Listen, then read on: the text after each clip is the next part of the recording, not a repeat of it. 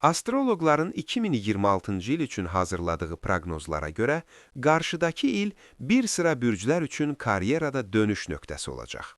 Astrobürc TV xəbər verir ki, ulduzların düzülüşü xüsusilə iş axtaranlar və peşə dəyişikliyi etmək istəyənlər üçün yeni imkanlar vəd edir. Qoç 2026-cı ildə Qoç bürcü nümayəndələri üçün yeni iş təklifləri gündəmə gələcək. Aktiv və təşəbbüskar davranışları onların diqqət mərkəzində olmasına səbəb olacaq. Əkizlər ünsiyyət bacarıqları sayəsində əkizlər yeni iş mühitinə tez uyğunlaşacaq.